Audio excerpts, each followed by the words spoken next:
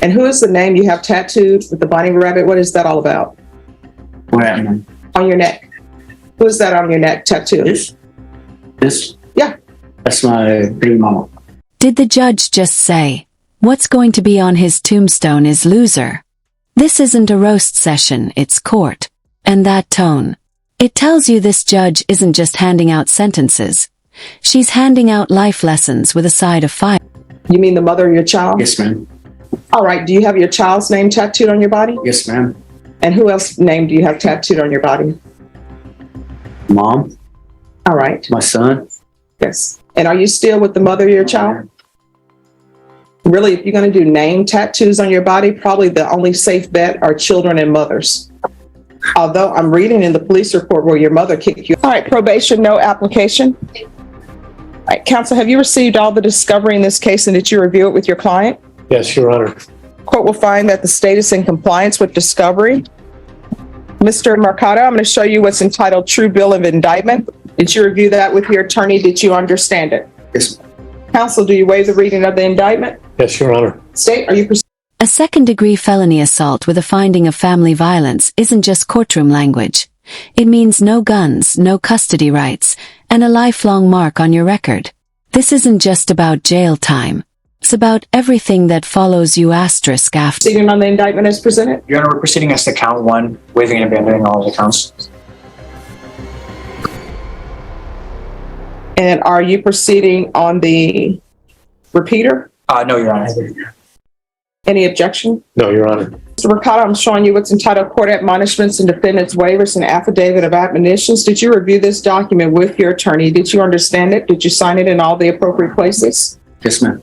You're charged with the offense of assault, family choking, strangulation second.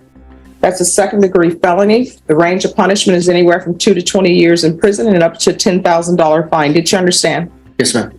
There's an affirmative finding of family violence. There's to be no contact with Pearl, P-E-A-R-L, Levry, L-E-V-R-I-E. Your Honor, I'm sorry to interrupt. That I believe was a typo on my end. It should be victim Lois Pena. I can correct that. Oh, that's a big typo. It is. I think I might have been confused on the case. All right, there's to be no contact with Lois Pena. Big correction there. When the victim's name gets mixed up on court documents, it raises eyebrows. But don't let that distract you because what's coming next? It's a courtroom gut punch straight to the lifestyle this guy's been living. Did you understand? Yes, ma'am. Did you understand with an affirmative finding of family violence, you're not allowed to own or possess any weapons or ammunition? Yes, ma'am. Did you understand with an affirmative finding of family violence, you're not allowed to be designated as primary custodial parent? After reviewing states exhibits 1 and attachments, the court will find there is sufficient evidence to find you guilty. The court will find you guilty. Are you proceeding with sentencing? Yes, Your Honor. All right. Mr. Mercado, why should I accept this plea? It seems that you have anger issues. I'm not gonna lie, man. Sometimes I do, but I'm learning to control it. All right, you're not doing a good job. And who is the name you have tattooed with the bunny rabbit? What is that all about? Where am I? On your neck. Who is that on your neck tattoo? This? Yeah. That's my big mama. You mean the mother of your child? Yes, ma'am. All right. Do you have your child's name tattooed on your body? Yes, ma'am. And who else's name do you have tattooed on your body? Mom. All right. My son. Yes. And are you still with the mother of your child? Really, if you're going to do name tattoos on your body, probably the only safe bet are children and mothers. Although I'm reading in the police report where your mother... Viewer check-in. What do you think? Are tattoos with partner names ever a good idea? Or should ink be reserved for kids, moms, and maybe your dog? Drop your hot take in the comments. The judge sure has heard. Mother kicked you out of your home. Well, her house.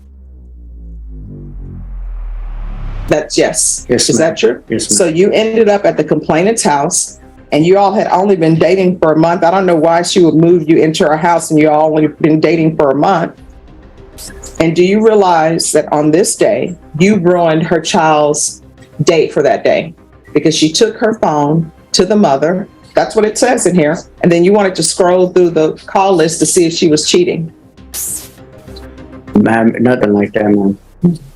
Well, here's the thing about relationships. If you think someone is cheating on you, there's no need to do any investigation. Obviously, there's trust issues in the relationship. So you have a choice. Either you leave because somebody's cheating on you, or either you accept it. Now, I know you were in a situation of not leaving because you had no place to go because your mother had kicked you out. That orchid advice might be the most poetic courtroom wisdom ever. If you can't nurture a plant long enough for it to bloom again, maybe you're not ready to nurture another human being.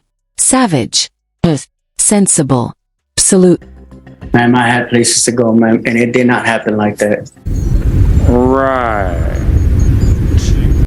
Well, I mean, you still committed a family violence. You need to find a place of your own, get into a relationship with yourself, and then once you are where you want to be, then maybe, and work on yourself, then maybe you can be in a relationship with somebody else because you're not ready.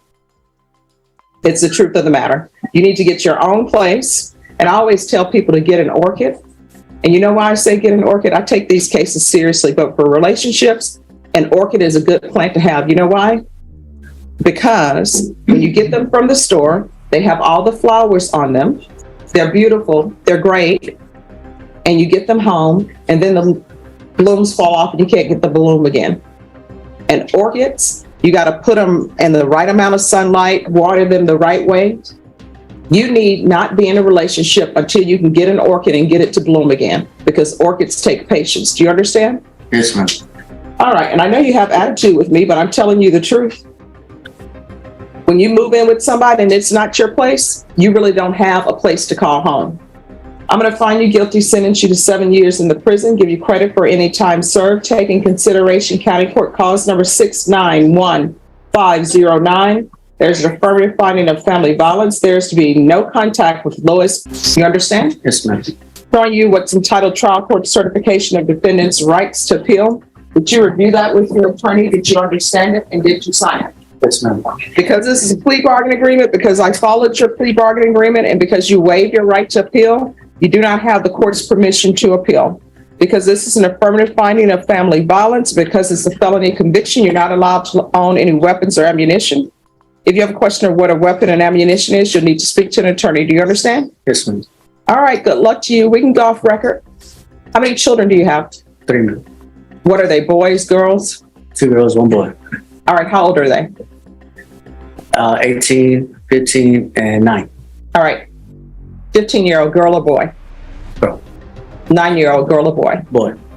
And the other one is a boy or girl? All right, let me explain something to you, and this is what people don't realize when they're in relationships. Children imitate what they see. So you have a daughter, and I know you don't want anybody putting their hands on your daughter in anger, do you? Ma'am.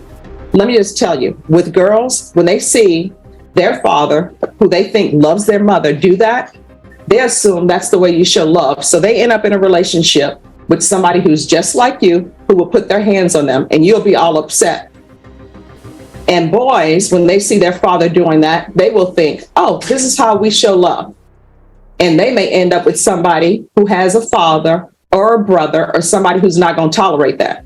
You understand? Yes, ma'am. So you're going to have to be a better example for your daughter and a better example for your son. You understand? Yes, ma'am. All right, good luck. Final reality check. This isn't just a sentence, it's a legacy.